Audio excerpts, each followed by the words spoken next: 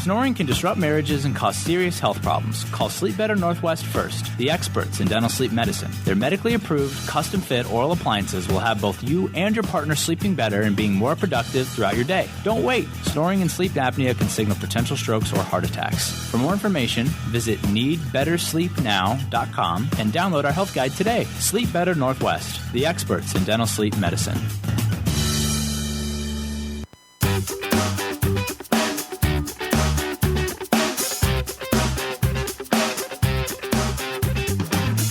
Welcome to Let's Talk Spokane, where host Ryan McNeese seeks out and discusses the latest on a variety of hot local topics. Now, here's your host, Ryan McNeese.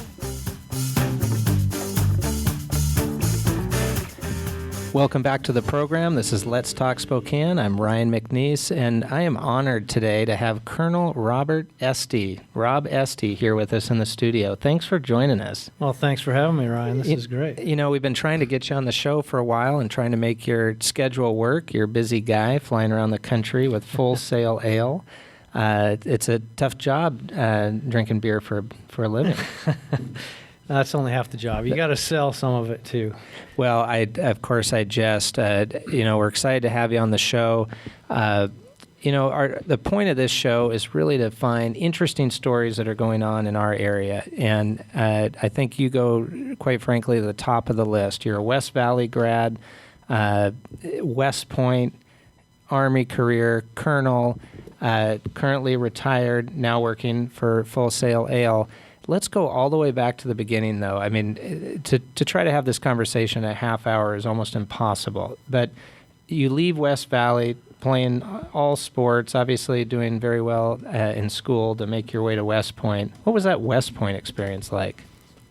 Well, you come out of high school pretty well-rounded. If you're a son of a public schools administrator. My dad, True. My mom was a school board president in West Valley.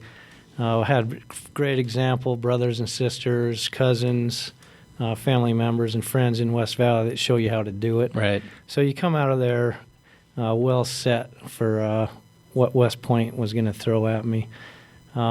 Which would be a lot. I mean, that's not taken off to your normal four-year university. I mean, you know what you're in for going to West Point, probably. Or yeah, you might think you do. Yeah, you might think so, but the day you get there, you have a shock in front of you. And even if you're from a military family, which I wasn't, right. You're going to get a wake-up call on day one. But West Point it's a regular college program. It's a 4-year hardcore broad liberal arts education. In your case, also engineering, I believe. Yeah, and you pick a major. I picked mechanical engineering and came out of there with a Bachelor of Science in Mechanical Systems Engineering. But as you go through all this education, and it's rigorous, it's 20 credit hours a semester. It's hardcore. We went to class for half a Saturdays most weeks. The first half of that. Well, we're training our officers. Yeah, I mean, you need to know a lot about how the world works when you get out into the world as an Army officer, and West Point puts it in there. We used to say it was a $250,000 education jammed down our throats, one nickel at a time. That's probably a good way to we say didn't it. say it that way. It got jammed somewhere, but as you go through, you learn not only all the academics, but you learn a lot about how to lead. You're put into leadership positions and in trying situations, and you are forced to learn how to lead.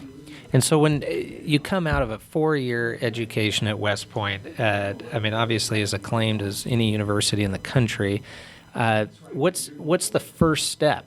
When someone graduates from West Point, we'll chat about this a bit, but you're also an Army Ranger and the rigorous nature of that training. But what's step one when you come out of West Point?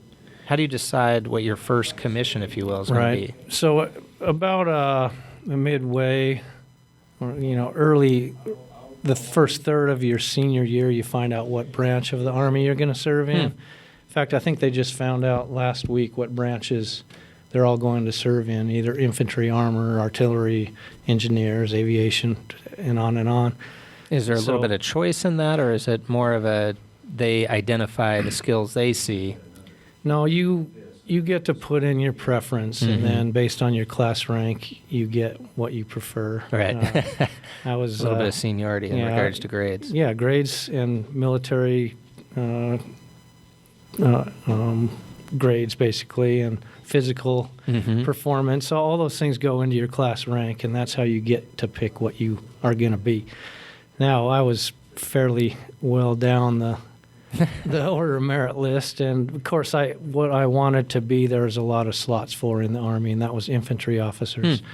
I thought that coming out of West Point, I wanted to lead in the hardest, most austere, most extreme environment I could, and see where it took me. And it did take you in a lot of places. Yeah, so you come out of West Point, and then you move off to your branch schools, and infantry was at Fort Benning, Georgia. And they run you through about a nine-month program where you learn how to be a infantry platoon leader, an infantry officer. As well, I went to Ranger School, which is another couple months of... Okay, so chronologically, you did do infantry, the 9-month school, and then Ranger School right after that? Yeah. And I did a winter Ranger School, November, December. It's cold, it's miserable, you don't eat much, you don't sleep much, you lead people in extreme, I'll tell you, hard times. Well, yet again, honing your skills as an officer in these important, critical situations for our country.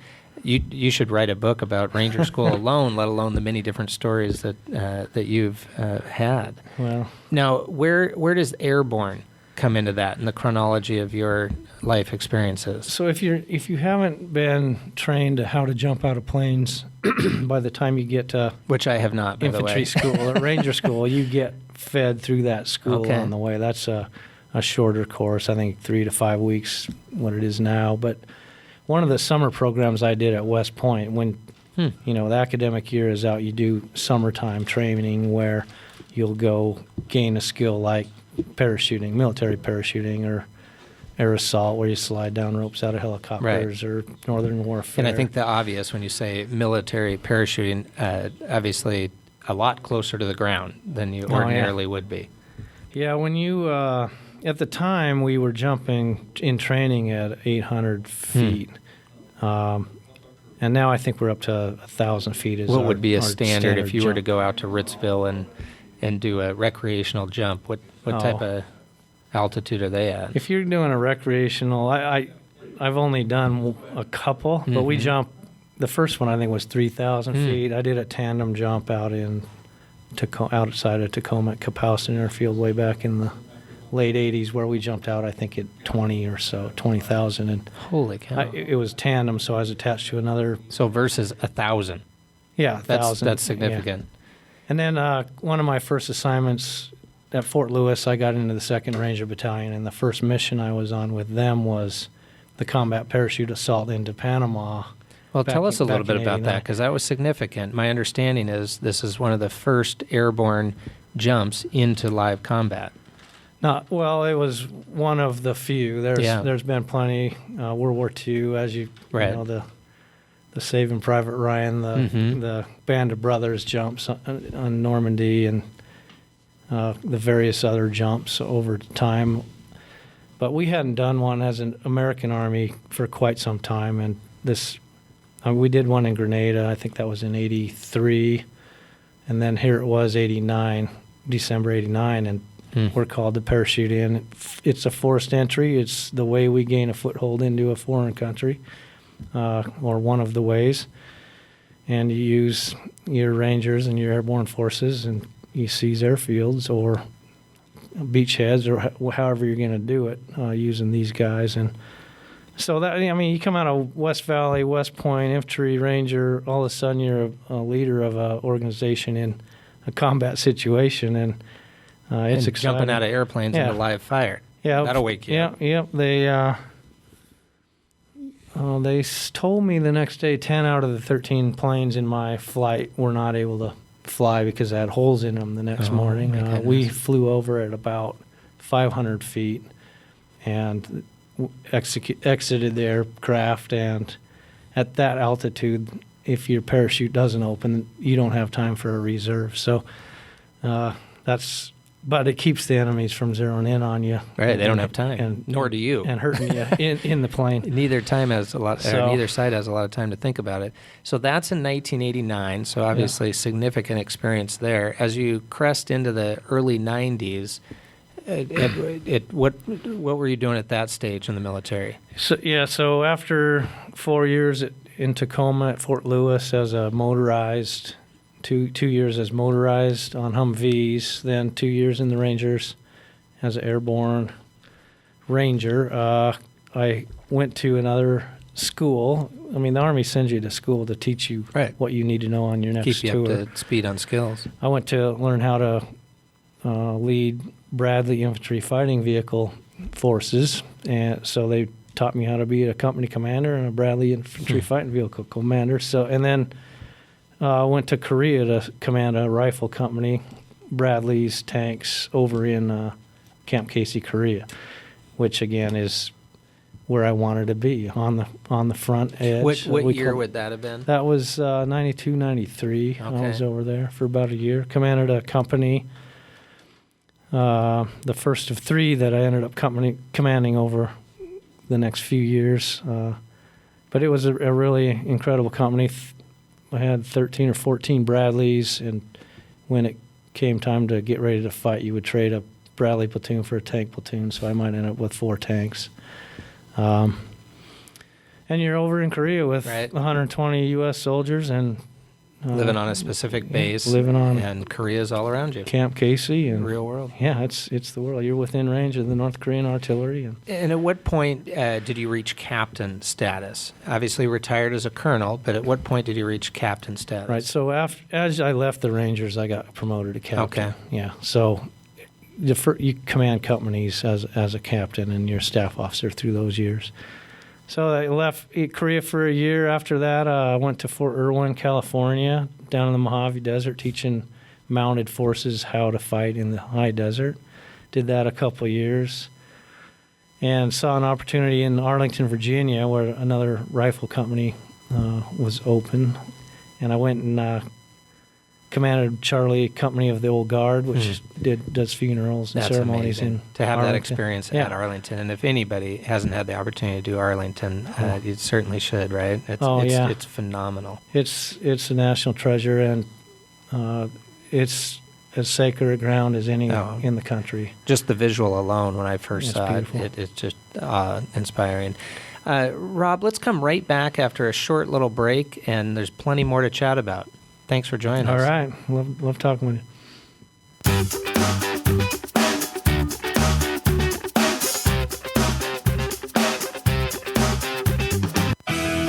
Congratulations! You found where Spokane Talks online. Tell your friends. If you know what amortization, bridge loans, and HELOCs are, well, you're pretty smart.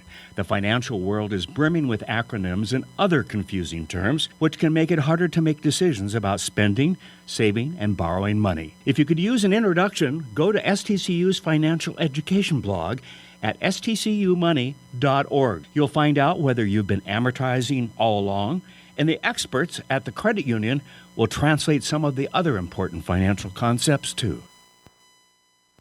A special thank you to our friends at Tom Sawyer Country Coffee, the official coffee supplier here at Spokane Talks Online. The stories and photos on the pages of Nostalgia Magazine show glimpses of life in the inland Northwest from years gone by. From home life, school days, and the workplace, you can relive a style of life that we all loved and cherished. Call today to subscribe, 443-3678. Or visit us online at nostalgiamagazine.net. Nostalgia Magazine. Ageless stories, ageless photos. Welcome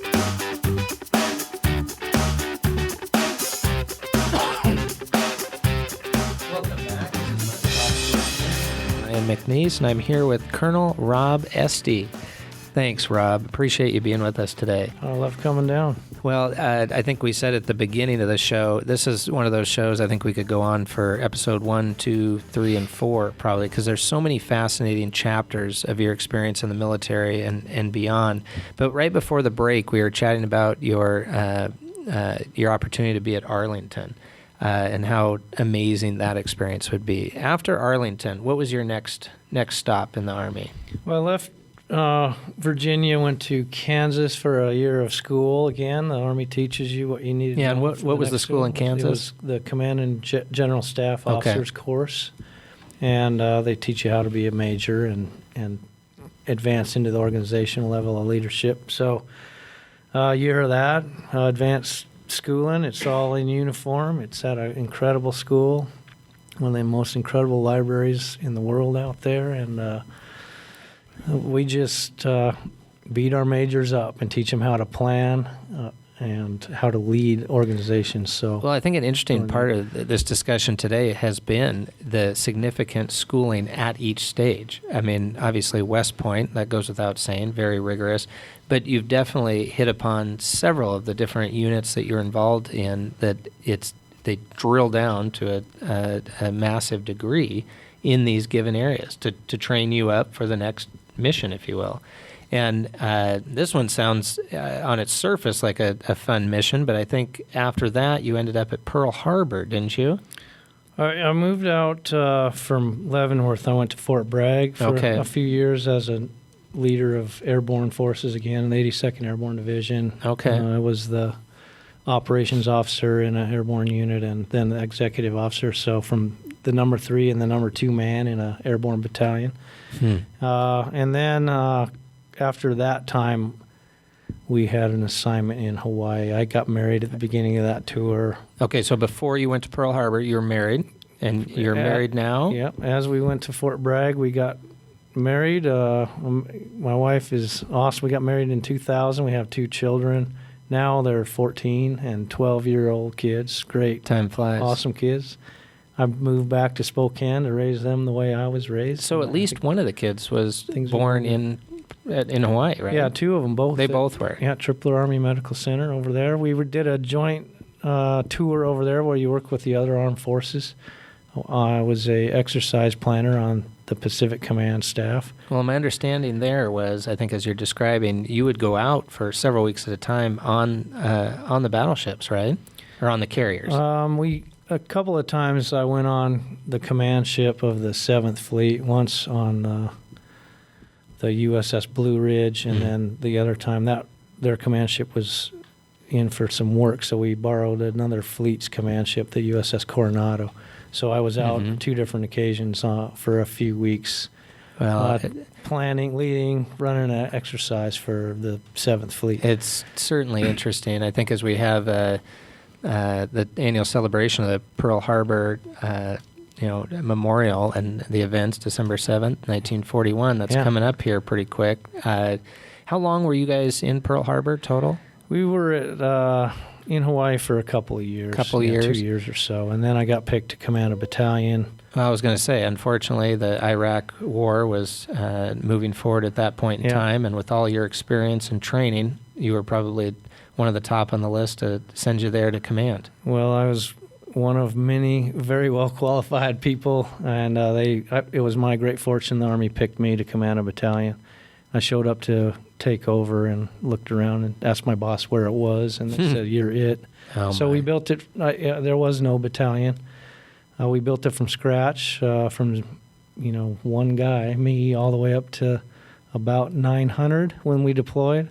And were you residing in the Green Zone with your battalion? Yeah, when we got to Iraq, we had the Central Baghdad mission, and we had a forward operating base inside the Green Zone. So I secured the Green Zone, the international zone, the newly formed Iraq government, and I also had responsibility for a lot of Central Baghdad. Remind me the thoroughfare, though, and the name, where you oftentimes would go out, come back, go out, come back, but one of the most dangerous thoroughfares. Yeah, we called it Route Irish. It was a highway that went from the Baghdad International Airport up to the capital up in Baghdad's central. I had an engineer platoon that sent a couple patrols out every day, 6 days a week for the whole year. And we would clear roads. We'd pick up IEDs and clear bombs off the roads and make them safe for travel. That's but I would go out and meet local leaders and use all the routes around town to get to and from their headquarters. You know, that experience alone and all the different aspects we've been talking about today, what you were able to observe, perceive, be a part of, really is fascinating. The world leaders that you were working with on the ground in this dangerous zone in Iraq, it's fascinating. It really is. And the negotiations that were occurring and how those negotiations actually occur. I mean, these folks don't necessarily speak the same language. I know we've discussed some stories where some real tense times. Matter of fact, I think there's one story that's coming to mind to me right now that you were in a room with several diverse world leaders and the lights went off. Complete darkness in the room. And that was electricity in Baghdad was a scarce resource, and it would come on and go off regularly, and we'd be in meetings with 20 or 30 key leaders, and the power goes out, and nobody even stops speaking. They just keep on doing what you're doing. That's like a regular occurrence. Yeah, it's just part of the game. And well, I certainly remember that story, because didn't the lights come back on, and everybody's still sitting there, and nobody got up? And we just keep right on talking. Keep on, you're drinking little cups of tea with them, and you're negotiating how you're going to arrange security or an event in the city. The negotiations just keep going. You just keep right on talking. What was the year that you left Iraq? Well, I left in December of 2006. 2006. Okay. So we had a very stable Iraq, probably the first half of that year, and then the mosque up in Samara was blown up, and it turned that whole country into a big ant pile again. So we spent the rest of the year slugging it out, separating forces and trying to impose some form of security on that country. Well, I've certainly enjoyed over the years understanding and hearing your perspective, because anybody that doesn't think that that's a complex, very complex issue, whether it be Iraq or other countries that we're dealing with right now in the Middle East. It's a very complex issue, and obviously appreciate your incredible service for day in and day out, trying to move it forward on a day-to-day basis. And probably what is difficult at times is moving it forward 2 steps, back 3, or forward 4, but a constant battle. You just go over there and do your best every day. You try to make difficult things, break them into simple tasks, and just do them one at a time. And accomplish your mission by mission. Yep. At what year did you decide to retire? So I was overseas, and I hit my 20-year mark, and I was reading bedtime stories to my 4- and 2-year-old children through Skype, and I thought to myself, this has got to stop. Yeah. I need to be involved personally with my family. Right. So that's when I decided. Well, different obligations. I mean, 20 years of serving your country. That's phenomenal, and obviously we all respect you greatly for that. So you retired, came home, and that's got to be a bit of adjustment as well. You're coming home. We've many of us have seen the movies like Hurt Locker or otherwise, where I think they do a pretty good job of the psychology of one day you are boots on the ground in a battle zone, and the next day you're at the grocery store picking out cold cereal. Yeah, that's got to be a substantial psychological change. Yeah, it's a challenge, an adjustment. Yeah, it's difficult, but not really. I mean, you just get back to breaking difficult things down into small, simple tasks, and you just which is what you've been trained to do, one at a time until everything's done. Well, and what's exciting, I think, about this story is not only have you had a very successful military career, but sometimes it's difficult to make that transition from the high echelons as a colonel in the Army in West Point to make that transition to civilian life. Yeah. But you've successfully done that. Obviously, a great family for one. But as a career, talk to us a little bit about your current position at Full Sail Ale. Yeah, Full Sail Brewing Company is out of Hood River, Oregon. They have a CEO who I had worked with briefly a few years ago, trying to teach him or his organization how to enter the military retail market. He moved to Full Sail and thought we could do this again.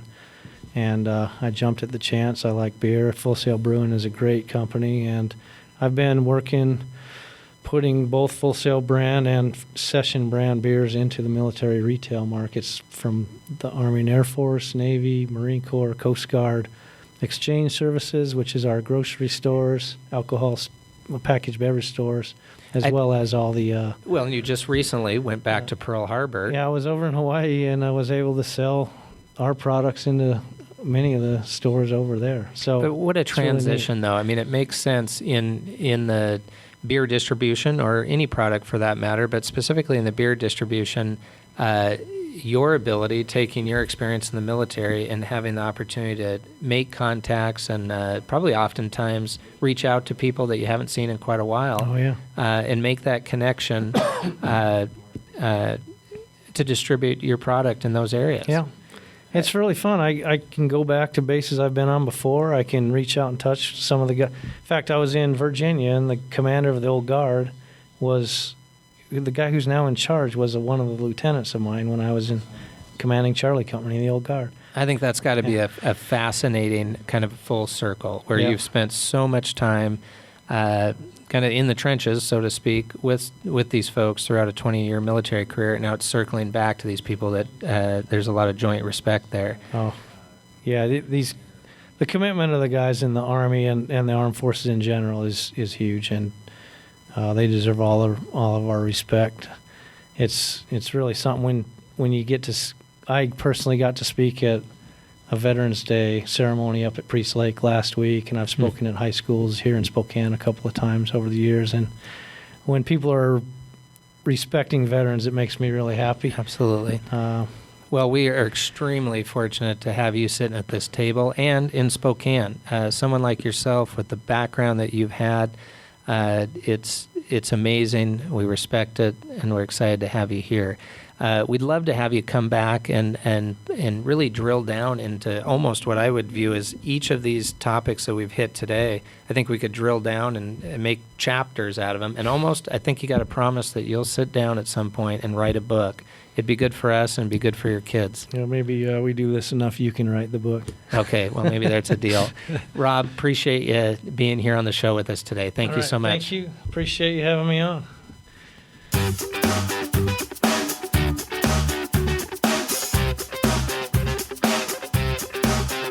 Let's Talk Spokane is produced in Spokane, Washington by SpokaneTalksOnline.com, which is solely responsible for its content.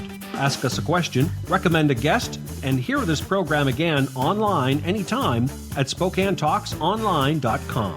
Thanks for listening. Kids learn about money from their parents. They know whether you tend to save up for fun purchases or pull out the credit card when temptation strikes. Since they're learning from you, talk to your kids about using their money wisely. Start by admitting your own mistakes, talking about your family budget, and discussing the importance of sharing some of your money with causes that are important to you.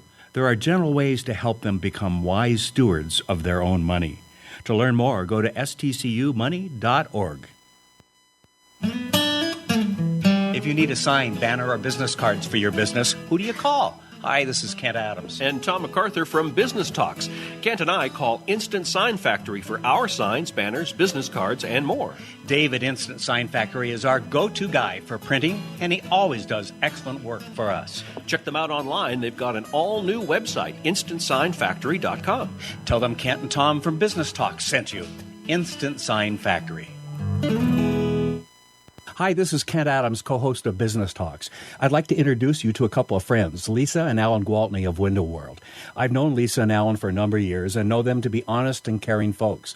They take pride in their windows, sliding doors, and blinds. So when it comes to your home, call them direct at 509-456-5880. That's Window World of Spokane and Coeur d'Alene. And if you tell them Kent sent me, they'll give you 5% off a 5-window installation. Call them today at 456-5880, 5880, 5880, 5880.